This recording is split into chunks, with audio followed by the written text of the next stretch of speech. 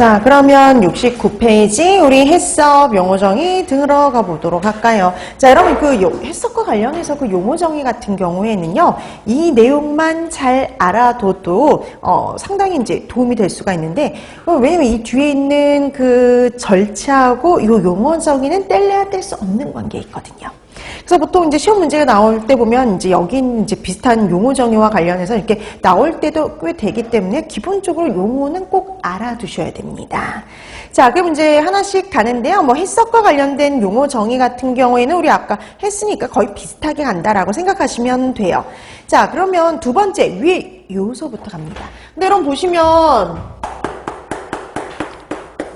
해석은요, 크게 두 가지로 나눠져 있다라고 보시면 돼요. HA하고요, CCP로요. 이렇게 두 가지로 나눠져 있는데요. 자, 그 중에 H, 하자드, 요게 바로 유해 요소입니다. 근데 여러분, 유해 요소 거기 한번 설명 보세요. 인체의 건강을 해야 할 우려가 있는 생물학적, 과학적, 물리적 인자나 조건을 말한다. 그럼 여러분, 이렇게 되는 거죠. 우리 인체의 건강을 해칠 만한, 요소들이 바로 유해 요소인데, 유해 요소는 몇 개가 있어요? 세 가지 종류로 분류합니다. 생물학적, 과학적, 물리적. 딱 세 가지밖에 없어요.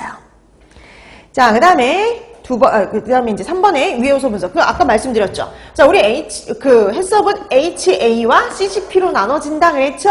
HA 하면은요, 하자드 어널리시스 유해 요소 분석이에요.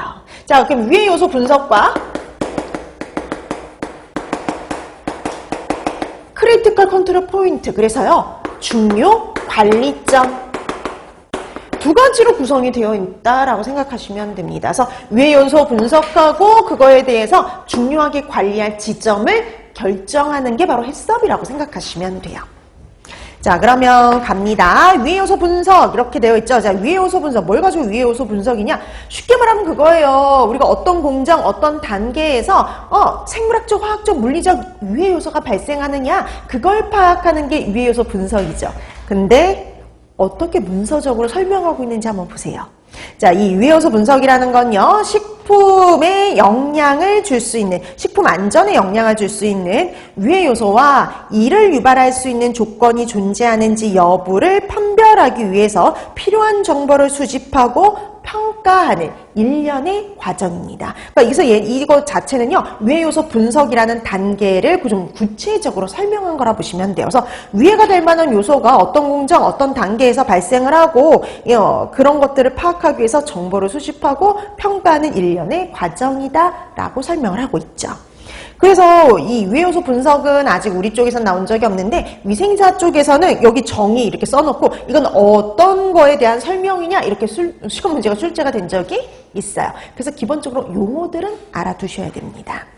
자, 이게 바로 유해 요소 분석이다라고 보시면 되고요. 그 다음에 그럼 HA가 끝났으면 뒤에 CCP가 나오겠죠. 자, CCP가 나옵니다. 자, 그럼 CCP 중요 관리점 그러면은요, 안전관리 해석을 적용을 해서요, 유해 요소를 예방한다든지 그다음에 제어한다든지 허용 수준 이하로 감소시켜서요, 안전성을 확보할 수 있는 중요한 단계 또는 과정 또는 공정을 말해요. 그러니까 우리가 유해 요소를 예방한다든지 아니면 제어한다든지 아니면 허용 수준 이하로 감소시킬 수 있는 단계나 공정을 중요관리점, CCP 이렇게 얘기를 한다는 거죠. 그래서 여러분 CCP 그러면은요, 한번 생각해보세요. 위해가 될 만한 요소. 그럼 여러분 급식소에서 가장 위해가 될 만한 요소는 바로 뭐냐면 식중독균이라고 보시면 돼요. 식중독균. 그럼 이런 식중독균을 식중독을 예방한다든지 제어한다든지 아니면 허용 수준 이하로 감소시킬 수 있는 단계가 어떤 단계가 있을까요? 가장 손쉬운 거요. 가열 단계요. 가열 공정. 충분히 가열을 하면 균을 사멸시킬 수 있잖아요. 아예 없앨 수가 있단 말이죠. 자, 그 다음에 또 뭐가 있냐면요. 소독 공정이요. 소독 공정. 소독을 하는 공정들. 그 다음에 우리가 배식하기 전에 온도 관리하잖아요. 그럼 온도 관리하는 것들도 바로 뭐예요? 식중독균의 증식을 억제할 수 있는 방법이죠. 제어할 수 있는 방법이란 말이죠. 그러니까 이런 가열 공정, 소독 공정이라든지 냉장고에 보관하는 거 이런 것들이 다 뭐가 해당이 되느냐? CCP에 들어갈 수 있다 이렇게 생각하시면 돼요. 옛날에 응용 문제도 나온 적이 있어서 한번 같이 연결해서 설명을 드리는 겁니다.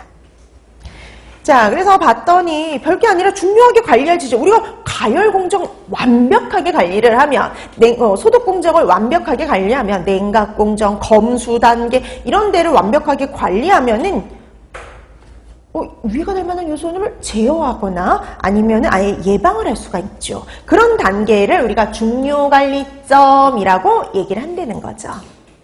자, 그래서 중요관리점 개념 알아두시면 됩니다. 용어 알아두시면 돼요. 자, 이 단계를 결정하는 게 중요관리점이에요. 자, 그 다음에 중요관리점 결정했죠? 이게 중요하게